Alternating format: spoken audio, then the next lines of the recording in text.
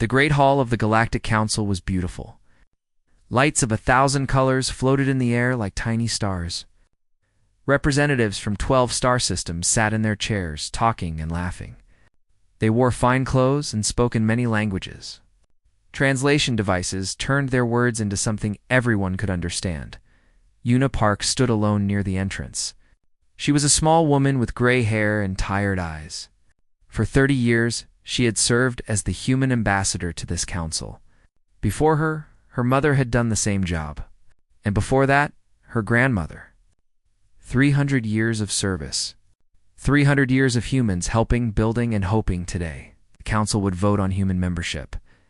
Again, Una had stopped counting how many times they had asked. 47 times, someone had told her. 47 times humans had requested the right to vote in this council. 47 times, they had been told no. She walked to her place at the center of the room. The other representatives looked at her with polite smiles. The Vila, with their silver skin and 4 arms, nodded kindly. The Kos, tall and covered in dark fur, barely glanced her way. The Thren, who looked like walking trees, whispered among themselves. High Chancellor Vethis raised his hand. He was an old Kos, his fur now white with age. His voice was deep and slow. We will now hear the request from the human delegation, he said. Ambassador Park, you may speak.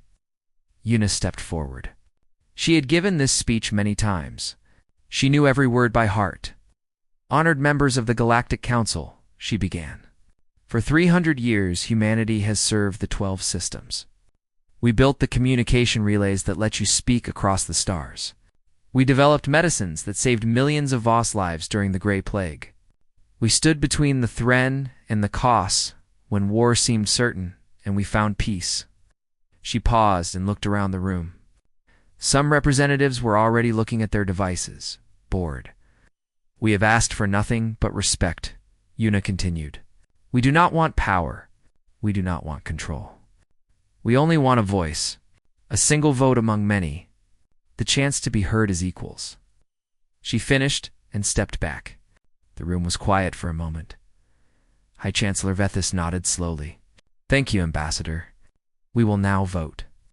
The voting took only seconds. Lights appeared above each delegation. Green for yes. Red for no. Red. Red. Red. Red. 11. Red lights. One green light from the Vila, who had always supported humanity. The request is denied, Vethis announced. His voice held no emotion. Humanity has not yet proven sufficient contribution to warrant full membership. Perhaps in another generation. The same words they had used 50 years ago. Una bowed her head. I understand, she said softly. Thank you for your consideration. She turned and walked out of the Great Hall. No one tried to stop her. No one offered kind words. She was already forgotten. Just another small matter handled before lunch. Outside, sky was purple and filled with strange clouds. Una stood on the balcony and looked up at the stars. Somewhere out there, Earth waited. Humanity waited. She pulled out a small device and typed 2 words. Begin protocol, Dandelion. She pressed send, far across the galaxy. Admiral Hong Kong sat in the command center of the carrier Jindo. It was humanity's largest ship, built in secret over 40 years. The Jindo could carry 10,000 people and enough supplies to last a century. When the message arrived, Han read it twice. His face showed nothing. He had known this day would come. They all had, send the signal, he told his communications officer. All channels. Every human in the 12 systems. The officer hesitated. Sir, are you certain? There is no going back. Han looked at him with calm eyes. There was never any going back. They made that clear today. The signal went out. It traveled through the quantum relays that humans had built. It reached space stations and colonies and ships. It found human doctors in Voss hospitals and human engineers in Kos factories. It reached teachers and traders and farmers and soldiers. The message was simple. Come home. Leave quietly. Take only what you need. Say nothing. On Station Meridian, Dr. Sora Beek received the message while treating a young Voss child. The child had been sick for weeks, but Sora had found a cure. The child would live. Sora smiled at the child's mother. "She will be fine now," she said. "Keep giving her the medicine twice a day." The mother's eyes filled with tears. "Thank you, doctor. You saved her life. It's just doing my job," Sora said. That night, Sora packed a small bag. She left behind detailed notes for every patient, treatment plans, medication schedules, everything another doctor would need to continue her work. She did not say goodbye. She simply walked to the transport dock and boarded a ship heading toward human space. Across the 12 systems, the same scene repeated itself. Human teachers left lesson plans on their desks. Human engineers documented their projects carefully. Human diplomats organized their files and cleaned their offices. No anger. No protests. No demands, just silence. The next morning, the Vila delegation noticed their human translators were missing. They assumed the humans were sick or running late. They waited. The cost merchants found the human trade offices closed. The doors were locked. No sign explained why. The Thren tried to contact the human ambassador for help with a border dispute. No one answered. Days passed. Then weeks. Slowly, like a cold wind creeping through an open window, worry began to spread. Where were the humans? Why did no one answer their calls? What was happening? But by then, the humans were already gone. Their ships moved quietly through the darkness of space, carrying families and memories and 300 years of broken promises. Unipark stood on the observation deck of the Jindo and watched the stars slide past. Somewhere behind her, the Galactic Council continued, its meetings and votes and important business. She wondered how long it would take them to notice. How long before they understood. She closed her eyes and waited for the answer. 3 weeks after the vote, the problems began. Councillor O'Reel of the Thren Collective was the first to speak about it publicly. He stood in the Great Hall of the Galactic Council, his wooden body creaking as he moved. His voice was like wind through leaves. "The quantum relays are failing," he announced. "Messages between the outer colonies are delayed by hours, sometimes days. Our engineers cannot fix the problem." "Hi, Chancellor," Vethis frowned. "What do our human technicians say about this?" Oriel's branches shook, which was the Thren way of showing confusion. "That is the problem, Chancellor. We cannot find any human technicians. They are gone." "Gone where?" "We do not know. Their quarters are empty. Their offices are closed. We have tried to contact human leadership, but no one answers." The council chamber grew quiet. Representatives looked at each other with uncertain expressions. A cost delegate named Vorath stood up. He was younger than most council members, with dark brown fur and sharp eyes. "This is not just happening to the Thren," he said. "The Cost Financial Network has been producing errors for the past week. Small errors at first. Now they are getting worse. The algorithms were designed by a human professor named Dae Kim. Our own experts cannot understand his code." "Why not?" Vethis asked. Vorath's ears flattened against his head. It was a sign of embarrassment among the Costs, because we never asked him to explain it. We never thought we would need to. More voices joined the conversation. The Vela reported that 3 of their research stations had lost power. Human engineers had designed the power systems. The Voss said their food production was dropping because the hybrid crops required special care that only human agricultural experts understood. Vethis raised his hand for silence. "Enough. This is clearly a coordinated action. The humans are trying to force us to give them membership. It is a political game, nothing more." He turned to his assistant. "Send a formal message to the human embassy. Tell them we demand an explanation." The assistant bowed and hurried away. 1 hour later, she returned with a pale face. "Chancellor," she said quietly, "the human embassy is empty. The doors are unlocked. Everything inside is clean and organized. But there are no humans there. No notes. No messages. Nothing." Vethis stared at her. For the first time in many years, he felt afraid. On Station Meridian, the Voss medical director walked through the empty halls of the human wing.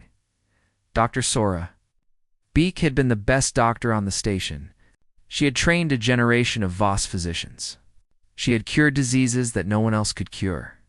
Now her office was dark. The director found a single datapad on her desk.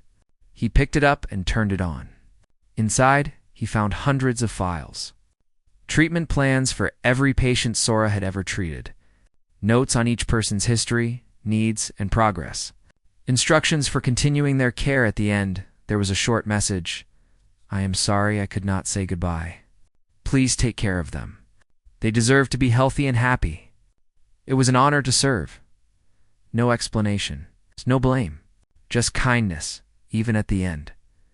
The director sat down in Sora's chair and cried, far away. In the cold darkness of space, the last human convoy was leaving the outer reaches. Captain Jin Cho stood on the bridge of his transport ship, watching the stars dot behind him. 100 other ships followed in a long line. They carried families, scientists, artists, and workers. They carried everything that 300 years of human presence in the 12 systems had created. Captain, his navigator called out, Kos border fleet is moving to intercept. They are ordering us to stop. Jin nodded calmly.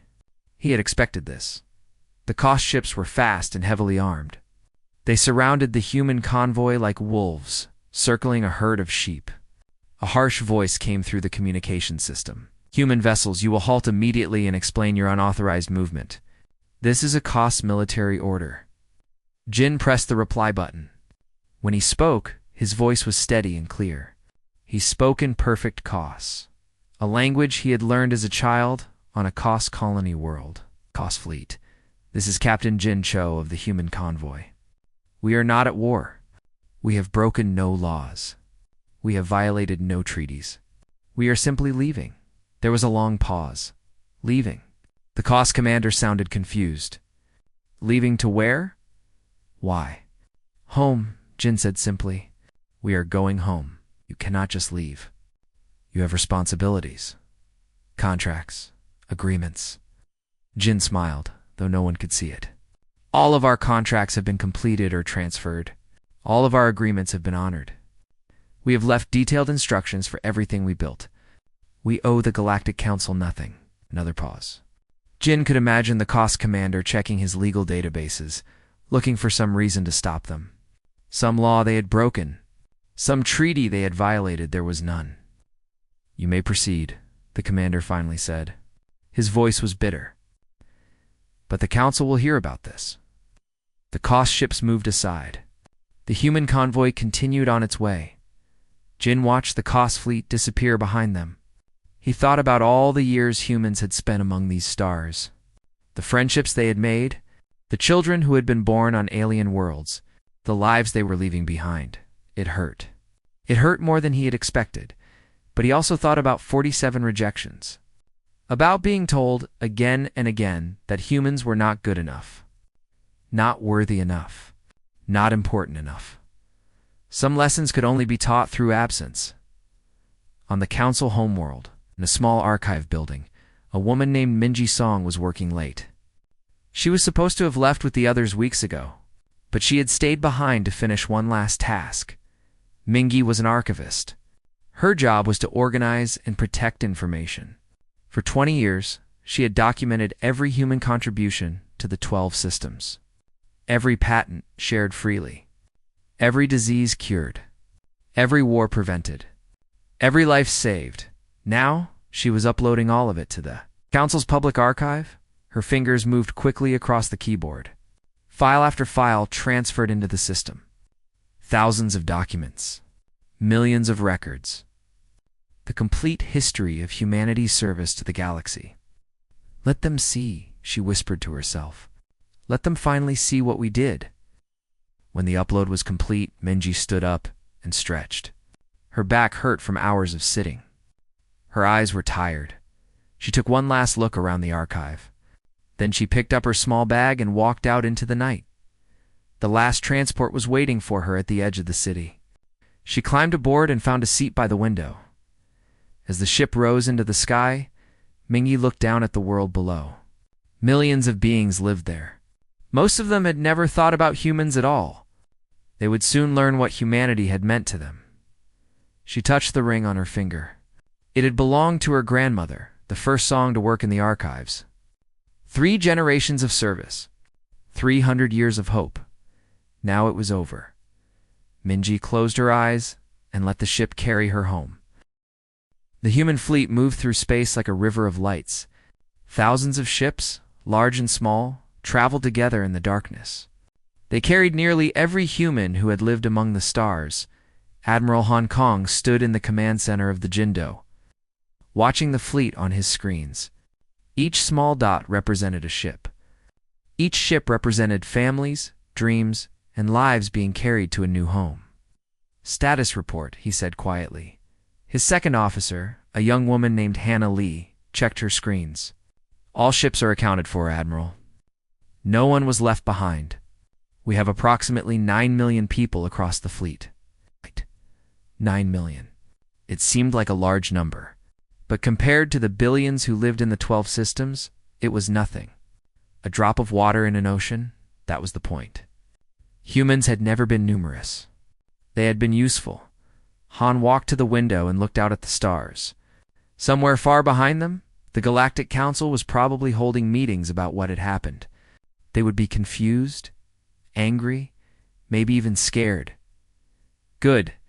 He remembered his grandfather's stories about the early days. The first human explorers had arrived in the 12 systems hoping to make friends. They had found a galaxy divided by old wars and older hatreds. The Thren and the Kos had been enemies for 1,000 years.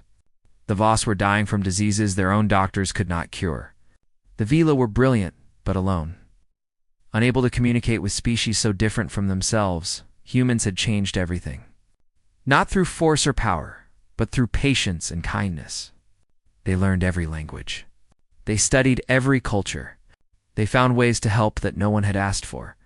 A human doctor developed a cure for the Gray Plague and gave it away for free. Human engineers built the quantum relay network that connected all 12 systems. Human diplomats sat in rooms filled with hatred and somehow found paths to peace. And what did they ask in return? A voice, a vote, a place at the table 40-7 times. They were told no. Han's communicator buzzed. He looked at the message and smiled sadly. Another world had just reported that its power grid was failing. Human engineers had designed that grid 50 years ago. They had tried to train local workers to maintain it, but no one had been interested in learning. Now they would learn, or they would sit in darkness.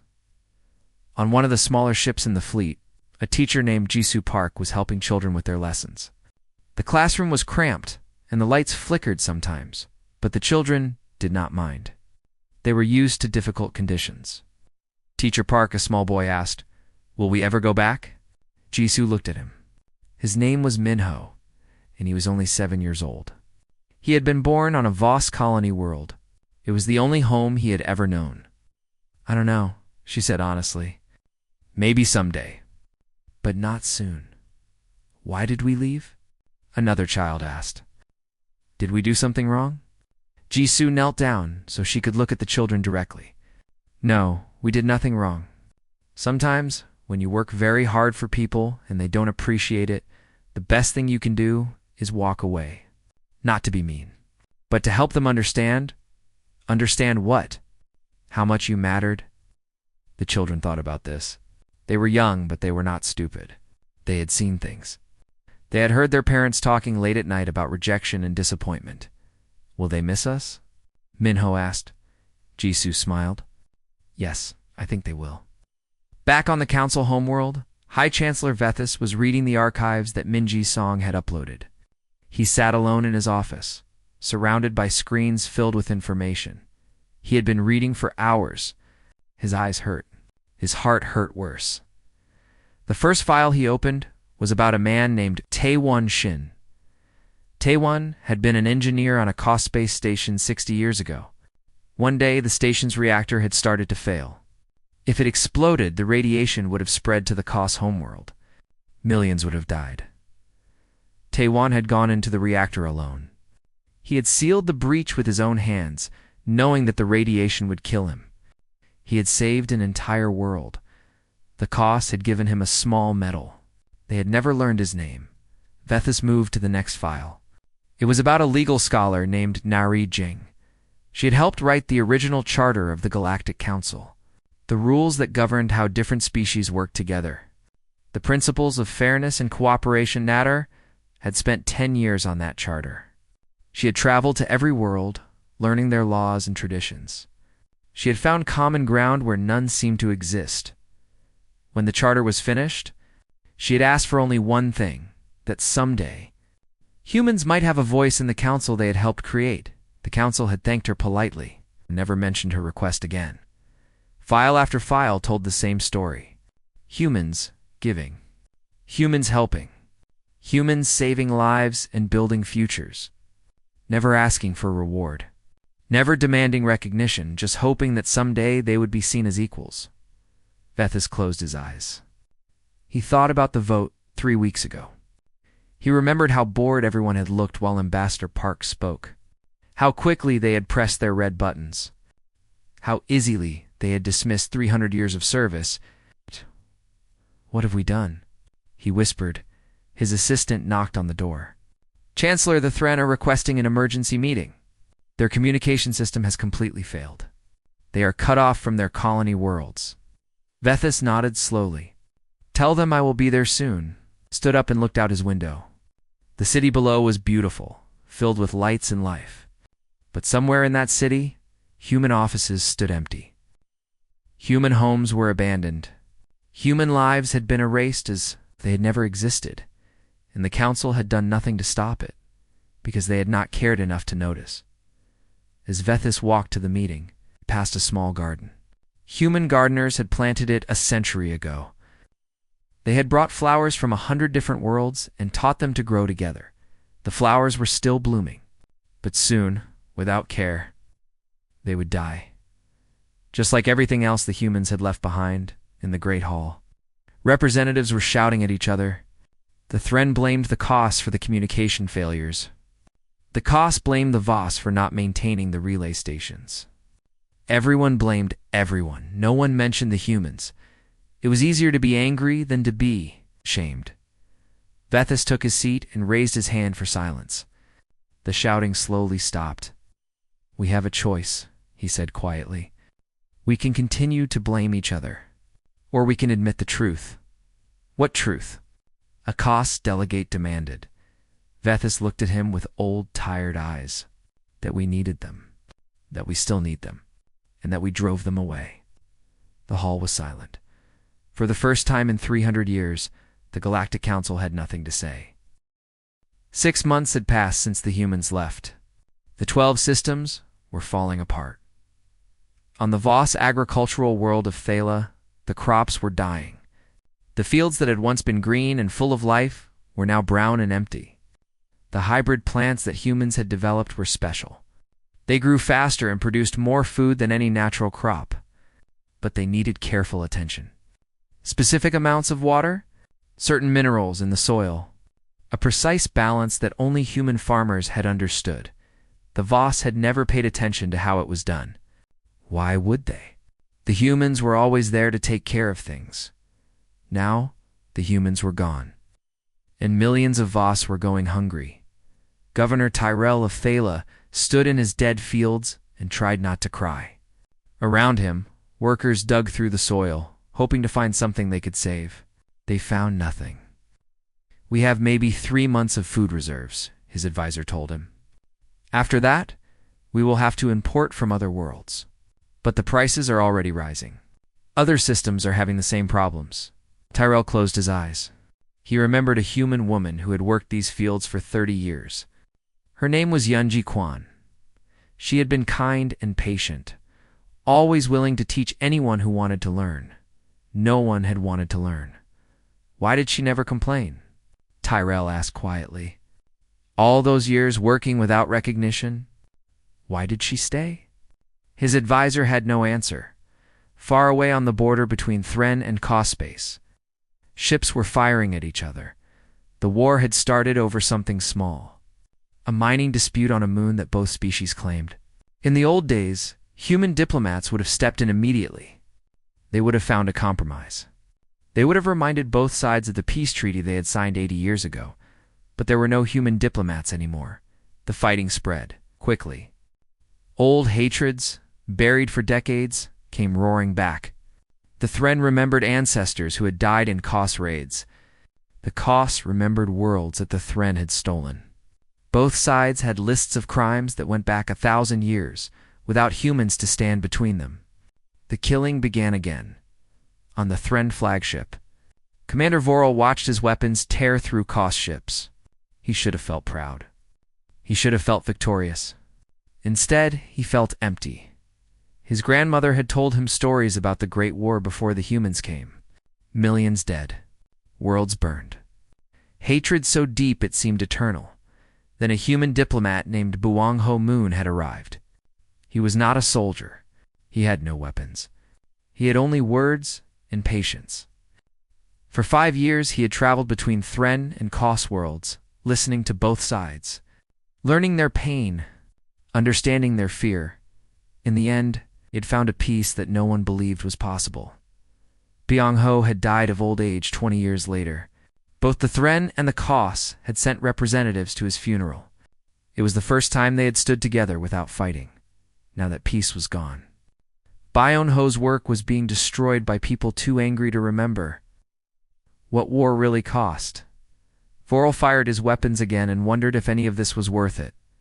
On the Council homeworld, High Chancellor Vethis spent his nights reading the archives he had started with the biggest achievements.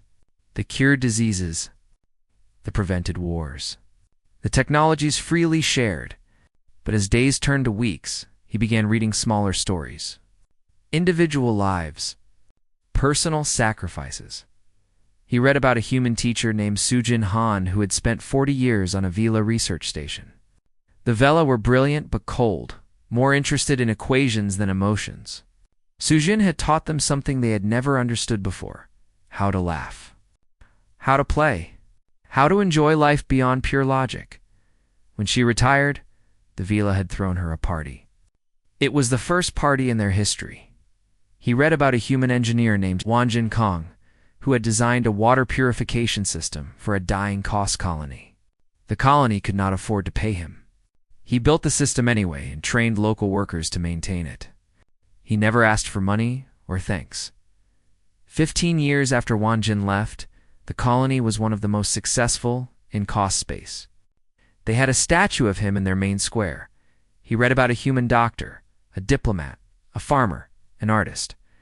Hundreds of stories, thousands of acts of kindness, and in all those stories, the humans asked for the same thing: respect, recognition, a voice. The council had said no, again and again and again. Vethis put down the datapad and stared at the wall. He thought about his own life, his rise to power, the decisions he had made, the votes he had cast. He had voted against human membership 30 years ago. He remembered his reasons. Humans were too young as a species, too emotional, too unpredictable. They had not earned the right to sit with older, wiser civilizations. Now those older, wiser civilizations were tearing each other apart. They were starving in dead fields. They were drowning in problems they could not solve, and the humans they had rejected were gone. What did we think would happen? Vethis asked the empty room. Did we think they would serve us forever? Did we think our contempt did not matter? No answer came. His communicator buzzed. Another crisis. Another emergency. Another problem that no one knew how to fix. Vethis ignored it. He was tired of pretending that anything could be fixed. The damage was done. The humans had left not just their technology and their skills, but something more important. They had taken their hope. The 12 systems had always believed they were superior, older, wiser, better. Humans were useful servants. Nothing more, but servants do not sacrifice their lives to save your world. Servants do not spend decades teaching your children. Servants do not build you miracles and ask only for friendship in return. The humans had been partners, They had been family, and the council had treated them like tools to be used and discarded. Now the tools were gone, and the council was discovering something terrible. They had forgotten how to survive without them. In his dark office, surrounded by records of human kindness, Vethis made a decision. He would find the humans. He would go to them himself, if necessary, and he would beg not for their technology, not for their skills, not for their labor, for forgiveness, because that was the only thing that might save the 12 systems now. Not fixing the machines, or ending the wars, or growing new crops. They needed to fix what was broken in their own souls, and only the humans could help them do that. Vethis stood up slowly. His old bones ached. His heart was heavy. But for the first time in 6 months, he felt something like hope. It was not too late. It could not be too late. He would make them understand. He would make them see. And maybe, just maybe, the humans would come home. 1 year after the withdrawal, the Galactic Council finally found Earth. It had taken months of searching. The humans had chosen a distant corner of the galaxy, far from the 12 systems. A quiet place with a yellow sun and a blue world rich with water. They had found it using old star maps that predated their time among the Council. Hi. Chancellor Vethis stood on the bridge of the diplomatic ship and watched the planet grow larger through the window. It was beautiful. Green countenance, white clouds, blue oceans that sparkled in the sunlight. Around him stood representatives from every species in the council. The Vila, with their silver skin, the Kos with their dark fur, the Thren with their wooden bodies. Even the Voss had sent someone. They had come not as leaders, but as guests. Not to demand, but to ask. Open a communication channel, Vethis said quietly. The screen flickered, and a human face appeared. A young man with tired eyes and cautious expression. This is Earth Defense Station 7. Identify yourself. Vethis stepped forward. I am High Chancellor Vethis of the Galactic Council. We come in peace. We come to speak. We come to listen. Oh. There was a long pause. The young man looked at something off screen, then back at the camera. You may land at the following coordinates. Ambassador Park will meet you. The screen went dark. The diplomatic ship descended through white clouds and soft rain. Below, a city spread across a green valley. It was modest compared to the grand capitals of the 12 systems. Simple buildings, made of local materials. Gardens everywhere, filled with flowers of many colors. Vethis noticed that some of the flowers were not from Earth. They recognized species from Voss, Threnkos, and Velaworlds. The humans had brought them along and planted them in their new home. Even after everything, they had not wanted to forget. The ship landed on a wide field of grass. When the doors opened, Vethis was the first to step out. He blinked in the sunlight and breathed in air that smelled of rain and growing things. Ambassador Unipark waited at the edge of the field. She looked older than Vethis remembered. Her hair was completely white now and lines marked her face. But her eyes were the same, kind, patient, watchful. She was not alone. Behind her stood hundreds of humans, farmers and doctors, engineers and teachers, families with children who had never seen an alien before. They watched the council delegation with expressions that Vethis could not read. He walked toward Una, his old legs struggling on the soft grass. The other council members followed behind him. When he reached her, he stopped and bowed his head. Ambassador Park, he said. His voice was rough with emotion. We have come a long way. We have much to say. Una looked at him for a long moment. Then she nodded. Walk with me. She led him through the city, past buildings where children played and old people sat in the sun. The other delegates followed, surrounded by curious humans who whispered among themselves. They came to a large garden at the center of the city. Stone benches surrounded a quiet pool of water. Trees from a dozen worlds provided shade. Una sat down and gestured for Vethis to join her. 1 year, she said softly. Longer than I expected, shorter than I feared. Vethis sat beside her. We had to learn, he said. It took time. What did you learn? The question was simple, but Vethis understood its weight. He thought carefully before answering. We learned that we were blind. We saw humans as helpers, not partners. As tools, not family. We took everything you offered and gave nothing back but rejection. He paused and looked at the water. His reflection stared back at him, old and tired. We learned that power means nothing without wisdom. Technology means nothing without kindness. Civilization means nothing without respect for those who build it. Yuna waited. We learned, Vethis continued, that your silence was louder than any war. You did not fight us. You did not threaten us. You simply left. And in your absence, we finally saw how much you mattered. A Vila representative stepped forward. Her silver face was wet with tears, something Vethis had never seen from her species before. Why did you not fight? She asked. You had every right. We treated you badly for centuries. You could have demanded justice. Instead, you just left. Yuna stood up and looked at the gathered aliens. Some were crying. Others looked ashamed. A few still seemed angry, though at themselves or the humans, Vethis could not tell. Because, Yuna said gently, war would have taught you that we were dangerous. It would have given you a reason to hate us. A story where you were victims and we were villains. She walked to the edge of the pool and looked at the sky. We wanted you to understand something different, something harder. We wanted you to see that we had value, that our absence had weight, that losing us meant losing something precious. She turned back to face them. You cannot teach that lesson with weapons. Only with silence. The garden was quiet. Even the wind seemed to hold its breath. Finally, Vethis stood. His legs shook, but he forced them to hold him. Slowly, carefully, he knelt on the grass before Yuna Park. Behind him, one by one, the other representatives did the same. The proud Kos, the ancient Thren, the brilliant Vela, the gentle Kos. All of them kneeling before a small human woman with white hair and kind eyes. We are sorry, Vethis said. We cannot undo what was done. We cannot give back the years of pain. But we can promise to do better. We can promise to listen. We can promise to see you as you always deserved to be seen. Yuna looked at them for a long time.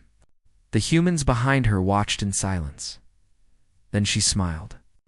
It was a small smile, tired but real. The door was never closed, she said. We left it open on purpose. We hoped you would come through it someday. She reached down and took Vethis's hand, helping him to his feet. Welcome to Earth, she said. Let us talk about the future. In the years that followed, things changed. Slowly at first, then faster. Humans returned to the 12 systems, not as servants, but as partners.